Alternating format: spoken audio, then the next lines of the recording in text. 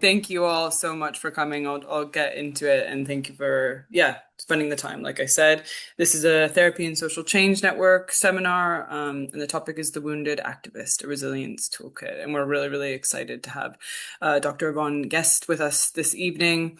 I'm going to just do quick introductions and then some housekeeping, and then we'll just get right into it. Yvonne is of Jamaican, Irish, and English heritage. She began a lifetime of political activism in the 1980s while Margaret Thatcher was Prime Minister. Yvonne worked for several decades in the not-for-profit sector, advocating for some of society's most marginalized communities. Yvonne is now living and working in Bristol as a psychodynamic counsellor. After gaining her PhD in trauma and resilience in care-experienced adults, she returned to counseling and built an intersectional practice. Her frustration with the lack of specialized training and education materials for practitioners working with mixed and multiracial heritage clients reignited her activism. Yvonne has been at the forefront of this conversation in the UK since 2019, and she creates multimedia resources for understanding and working with identity, racism, and colorism. In her spare time, she loves going for long walks, cooking, creating art, family, and friends time.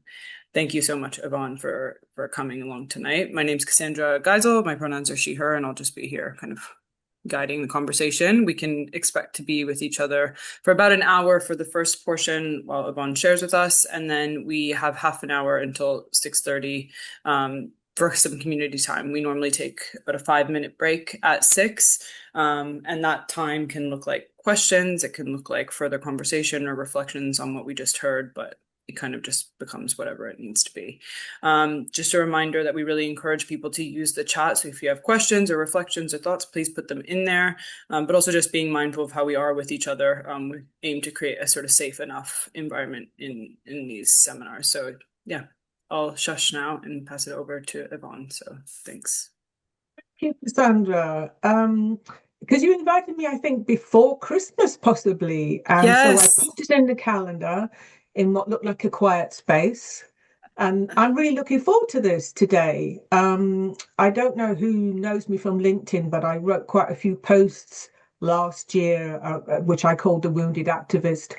And one of the reasons for writing those posts was because I could see there's a lot of division on LinkedIn sometimes, racially, class-wise, gender-wise. There were really posts that I was trying to sort of find ways to bring people together, find themes and topics that we had in common. And that's why I called it The Wounded Activist. So I'm just going to see if I can locate my PowerPoint. I had it all set up and I had to take it down so I could see, so we could see you all. I'm going to try and find it. Here we go. There we go. That was okay. That worked, because that's always nerve-wracking. I was thinking about the word activism and thinking about me coming into this world, because I was born in 1962. And we wouldn't have used the word activism, obviously. So I guess thinking of the wounds that I inherited from my parents are intergenerational wounds. My father was Jamaican. He came here as part of the Windrush. My mother's white working class and English.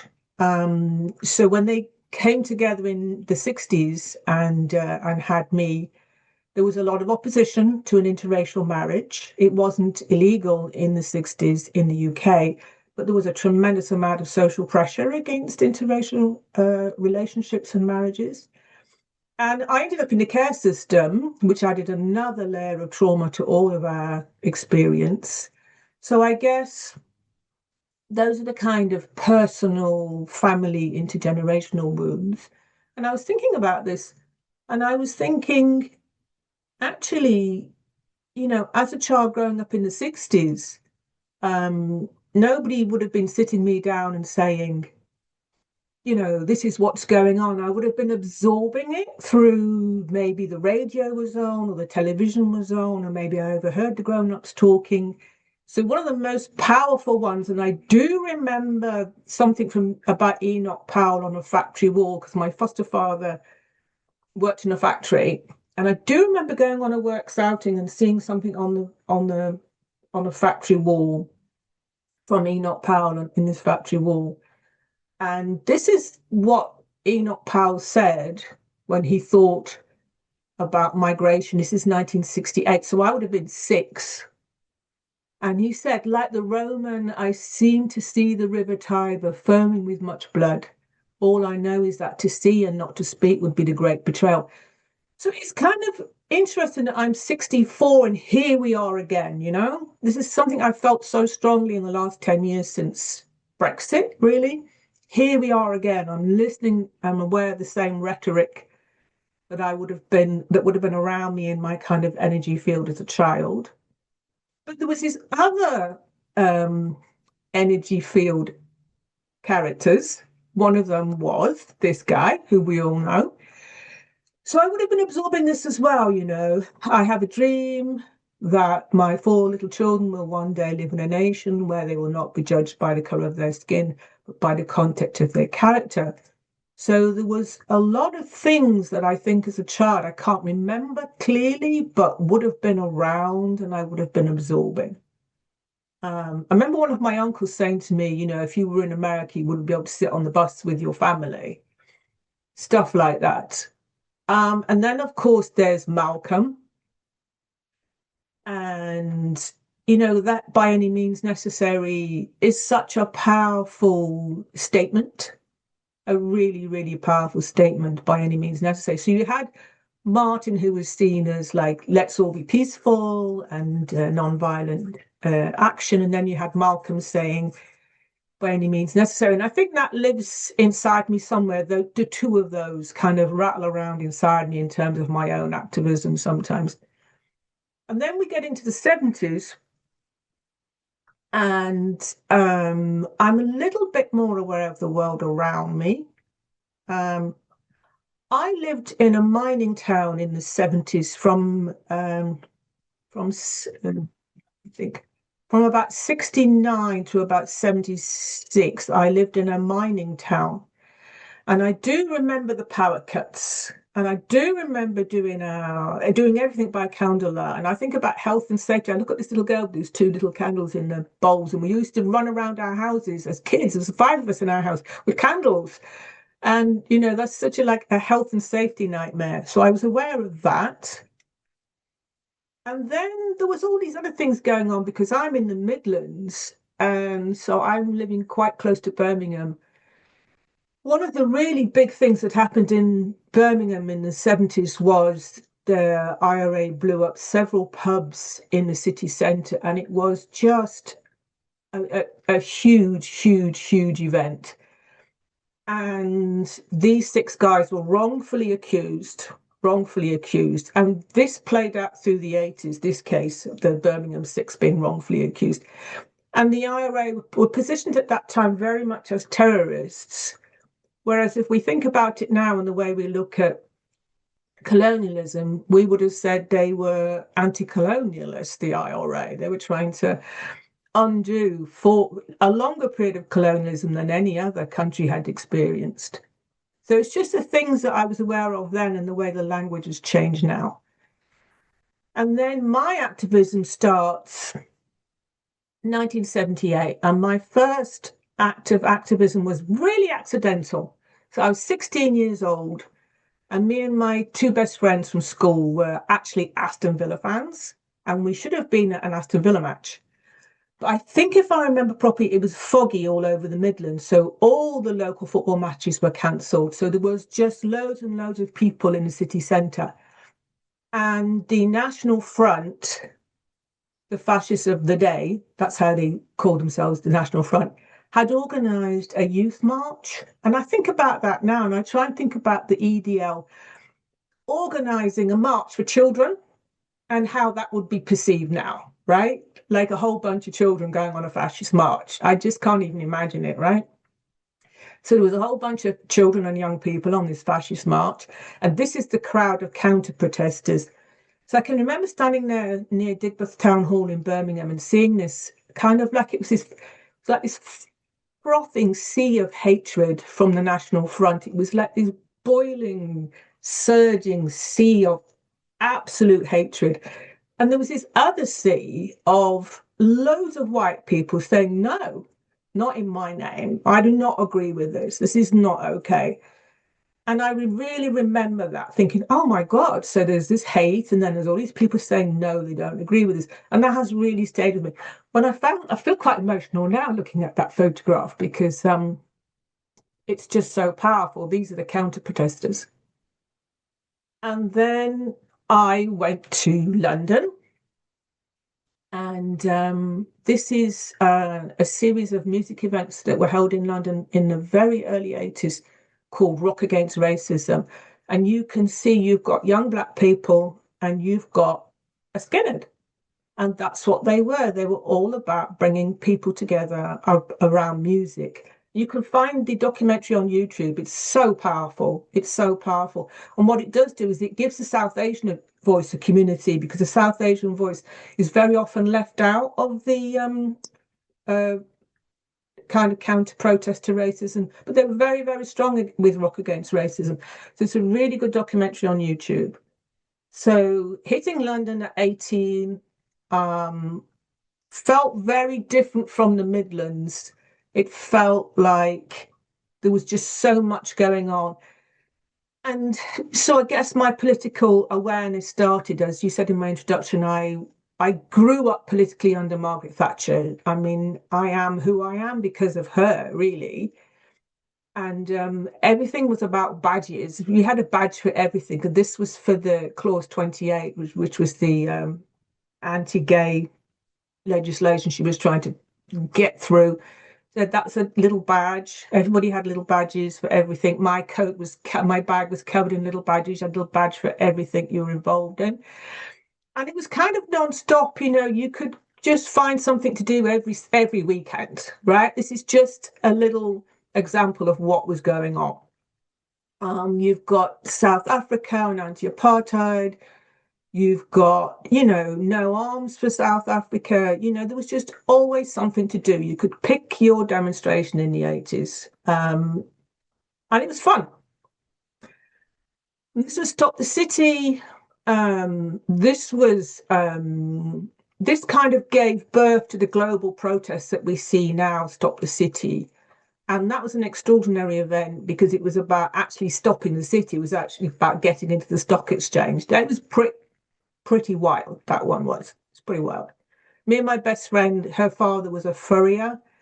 She was Greek. And we had this little reel of sticky labels, and we were looking for women who were wearing fur coats, and we were sticking these little sticky labels on their backs, anti-fur labels. This is the poll tax riot. And I think this was when a lot of white middle class people really woke up to who the police are and what they're capable of. It was a very, very, very shocking day. And it changed the way a lot of people see the police that day. I've got to go back a bit, sorry. I didn't get involved in everything. And one of the things I never got involved with was Greenham Common, and I really regret that. I didn't see that as my thing. And I honoured those women who spent years, and some of them with their children, living around the perimeter fence where the Americans had their nuclear missiles, and saying, we don't want you to fire them from here. And they literally lived in tents. They got harassed by the police. The police would knock their tents down and take their tents away. And they lived there for years, some of them.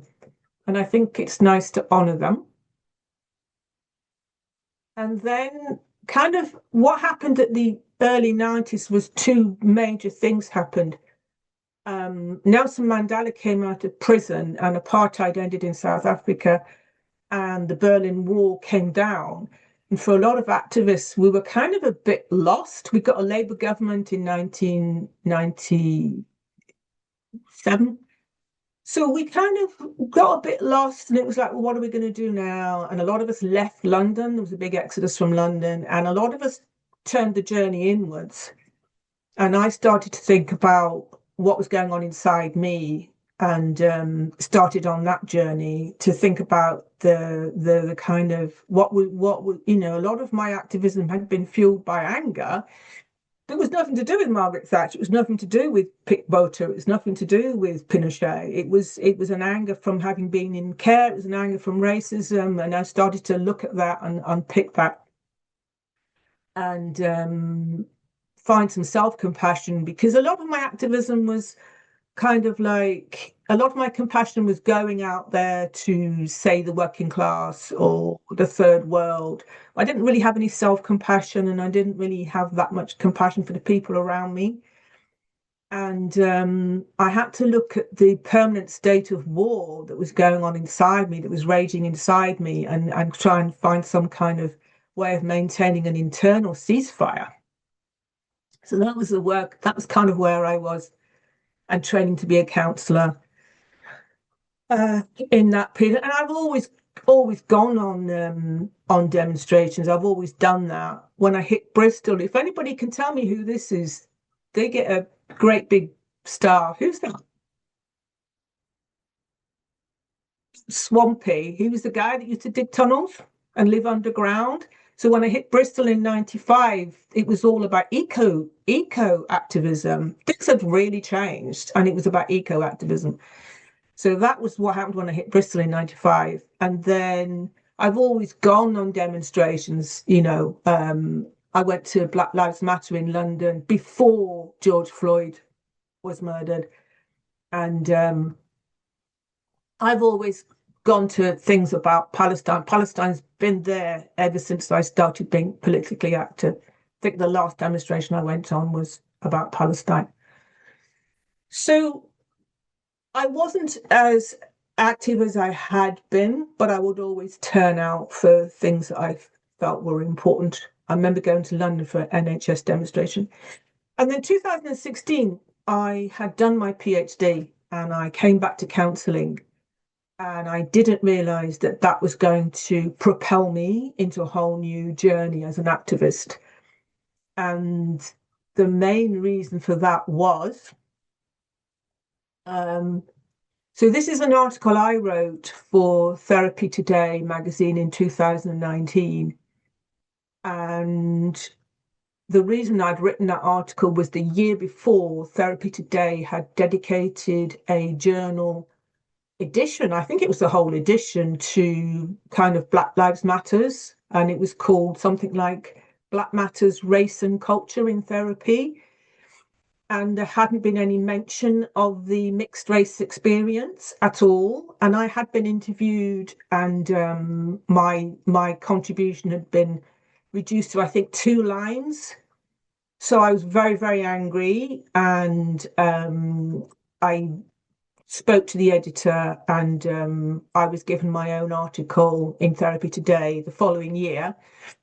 But it kind of set me off on a new journey of activism, which was actually saying to all monoracial therapists, hang on a minute, we're here, we don't want to be invisible. And I started writing, and I started a kind of social media campaign as well. And eventually last year that led to the Kaleidoscope conference. And here are all my amazing, I get really, Namali's here now, and John's here. I get really emotional when I look at this. So we ended up having an online conference, and it was just amazing, absolutely amazing. Just like the best day of my professional life. And that led to an invitation from Marvin Rees, Lord Marvin Rees of Easton, who's also in Bristol, to go to the House of Lords in March. So we went to the House of Lords in March, and that's me giving a presentation at the House of Lords last month, which seems crazy. So that, coming back to my activism in 2016, I had no idea that it would lead to the events of the last sort of few months, the Kaleidoscope conference, and then going to the House of Lords. And so the journey continues. So Kaleidoscope will happen again in November, and we're also going to take Kaleidoscope on the road. So we're going to Liverpool in September and Dublin in spring. So it's changed a lot. So it's going to be more about consciousness raising, which was how activism happened in the 60s. a lot of the civil rights, Black civil rights, women's civil rights, was about consciousness raising. So it's literally about sitting down with people and just talking and sharing stories. So we're going to be going down that road next. So that's really, really exciting.